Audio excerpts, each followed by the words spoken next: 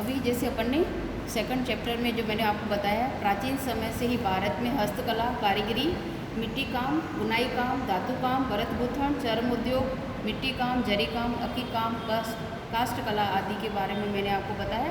अच्छा, अब इसमें सबसे पहले मैंने कहा कि मिट्टी काम जो कि मोस्ट इम्पोर्टेंट है, तो आप पेज नंबर 8 पे आ जाओ। मिट्टी काम, मिट्टी काम कला, जिसको मैंने आपको कहा कि ये 2 मार्क्स में आएगा। व्यक्ति के जन्म से लेकर मृत्यु की यात्रा मिट्टी से जुड़ी होती है।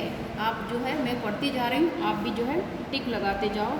धातु की खोज नहीं हुई थी तब मनुष्य मिट्टी से बनी वस्तुओं का उपयोग करता था, जिसमें मिट्टी के खिलौने, मटके, कुल्हड़, दिए, मिट्टी के चूल्हे तथा अनाज संग्रह की कोठी वगैरह का समावेश होता था। उस समय घर की दीवारों को भी मिट्टी और गोबर से लीपकर सुरक्षित रखा जाता था। पानी, दूध, दही, छाछ और घी जैसे द्रव्य पदार्थ भी मिट्टी के बर्तनों में रखे जाते थे।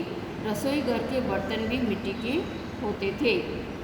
लोथल, मोहनजोदड़ो तथा हड़प्पा संस्कृति के समय मिट्टी के लाल रंग के प्याले, भरनी, रकाबी आदि बर्तन मिले हैं।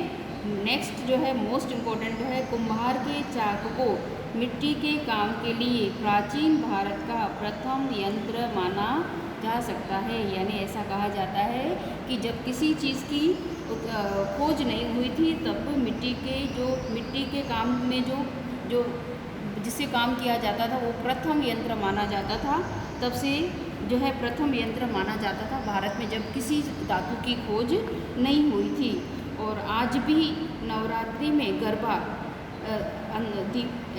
अंदर में दीपक को ऐसे छिद्र वाले मिट्टी का घड़ा देखने को मिलता है। यानी आज भी जो है हम माता जी की आरती या गरबों में जो दिया जलाते, अखंड जो जलाते हैं, तभी मिट्टी की जो है मटका लेते हैं और उसके अंदर छिद्र को बनाते हैं और उसके अंदर जो है दिया जलाते हैं। यानी तब की परंपरा आज तक भी हमारे पास चली आ रही है। उसके बाद जो है नेक्स्ट है मिट्टी, कच्ची मिट्टी और कच्ची मिट्टी से पकाए टेरिकोटा गए बर्तन तथा वस्तुओं का उत्पादन करने के लिए भारत प्राचीन काल से ही प्रसिद्ध है।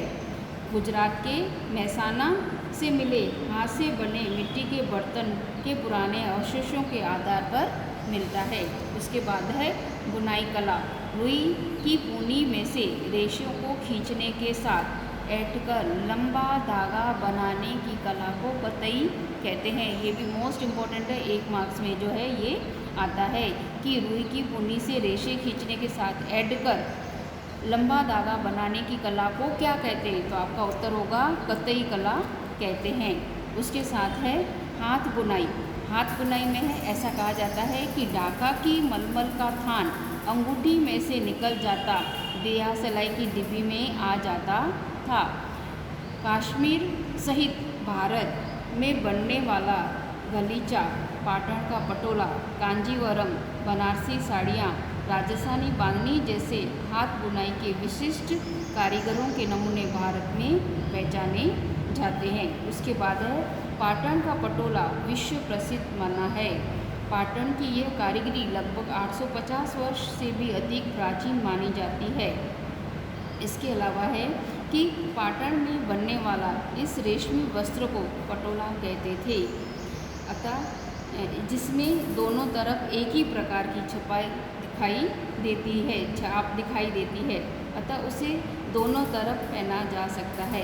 ऐसा पटोला कई वर्षों तक फटता नहीं है और रंग भी नहीं जाता। इसलिए गुजराती में एक कहावत प्रचलित है, पड़ी पटोले बात फाटे पर फिटे नहीं। यानी पटोला जो है पटोला वो फट जाएगा लेकिन वो फिटेगा नहीं, फिटेगा यानी उसका कलर नहीं जाता है। उसके बाद है नेक्स्ट है कढ़ाई बुनाई की कला। हड़प्पा और मोहनजोदड़ो के उत्खनन दौरान यानी खुदाई के समय मूर्तियाँ और पुतलों के वस्त्र पर भी कढ़ाई बुनाई का काम देखने को मिलता है। भारत में पुरुषों, स्त्रियों और बच्चों के वस्त्र पर कढ़ाई बुनाई करने की कारीगरी भी बहुत प्राचीन है। सिंधु संस्कृति के समय सिंधु, सौराष्ट्र, कच्छ के स्त्री पुरुषों के वस्त्र पे कशीदाकारी देखने को मिलती है। इस तरह कश्मीर का कश्मीरी कशीदा भी प्रसिद्ध है। इसके अलावा गुजरात के जामनगर, जेतपुर, भुज और मांडवी क्षेत्र में बांधनी जो है वो भी प्रसिद्ध मानी गई है। यहाँ तक आपको करने का है, बाकी का जो है वो दूसरे पीरियड में करना है।